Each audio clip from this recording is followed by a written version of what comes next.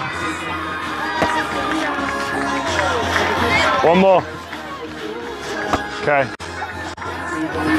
So, as we said, some brilliant stuff. I just think sometimes you're leaving the ball behind you a little bit.